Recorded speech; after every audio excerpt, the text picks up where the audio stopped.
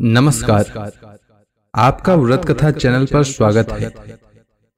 दोस्तों, आज आषाढ़ महीने के शुक्ल पक्ष की सोम प्रदोष व्रत है। सोम प्रदोष व्रत के दिन भगवान शिव की पूजा करने और विधि पूर्वक व्रत रखने से सुख समृद्धि की प्राप्ति होती है। प्रदोष व्रत के दिन पूजा के समय सोम प्रदोष व्रत की कथा का श्रवण करने से व्यक्ति की सारी मनोकामनाएं पूरी हो जाती है। तो आइए सुनते हैं सोम प्रदोष व्रत की कथा। प्राचीन समय की बात है। एक विधवा ब्राह्मणी अपने बेटे के साथ रोजाना भिक्षा मांगने जाती और संध्या के समय लौट आती।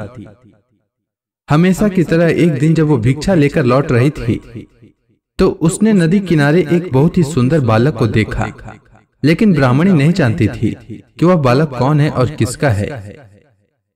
दरअसल उस बालक का नाम धर्मगुप्त था और वह विदर्भ देश का राजकुमार था। उस बालक के पिता, जो कि विदर्भ देश के राजा थे, उनको दुश्मनों ने युद्ध में मौत के घाट उतार दिया था और राज्य को अपने अधीन कर लिया था। पिता के शोक से धर्मगुप्त की माता भी चल बसी और शत्रुओं ने धर्मगुप्त को राज्य से बाहर कर दिया। बालक की हालत देख ब्राह्मणी ने उसे अपना लिया और अपने पुत्र के समान ही उसका पालन पोषण किया। कुछ दिनों बाद ब्राह्मणी ने अपने दोनों बालकों को लेकर देवयोग से देव मंदिर गई, जहां उसकी भेंट ऋषि सांडिल्य से हुआ। ऋषि सांडिल्य एक विख्यात ऋषि थे, जिनकी बुद्धि और विवेक की हर जगह चर्चा होती थी।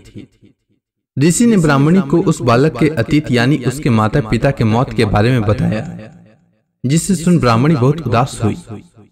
ऋषि ने ब्राह्मणी और उसके दोनों बेटों को प्रदोष व्रत करने की सलाह दी और उससे जुड़ी पूरे विधि विधान के बारे में बताया।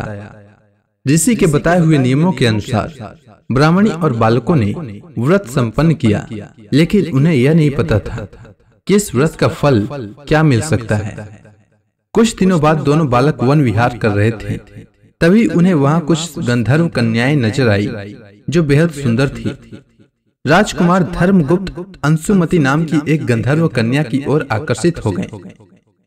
कुछ समय पश्चात राजकुमार और अंशुमति दोनों एक दूसरे को पसंद करने लगे और कन्या ने राजकुमार को विवाह हेतु अपने पिता गंधर्व राज्य से मिलने के लिए बुलाया।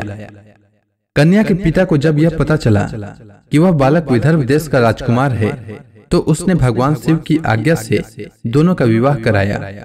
राजकुमार धर्मगुप्त की जिंदगी वापस बदलने लगी। उसने बहुत संघर्ष किया और दोबारा अपनी गंधर्व सेना को तैयार किया। राजकुमार ने विदर्भ देश पर वापस आधिपत्य प्राप्त कर लिया। कुछ समय बाद उसे यह मालूम हुआ कि बीते समय में जो कुछ भी उसे हासिल हुआ है, वह ब्राह्मणी और राजकुमार धर्मगुप्त के द्वारा किए गए प्रदोष व्रत का फल था। उसी सच्ची आराधना से प्रसन्न होकर भगवान शिव ने उसे जीवन की हर परेशानी से लड़ने की शक्ति दी।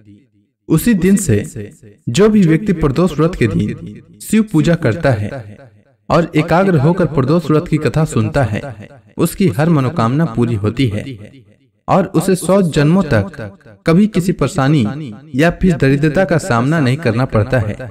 उम्मीद है आपको सोम प्रदोष व्रत की कथा अच्छी लगी होगी।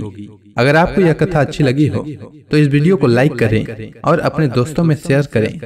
वीडियो के अंत तक बने रहने के लिए आपका धन्यवाद।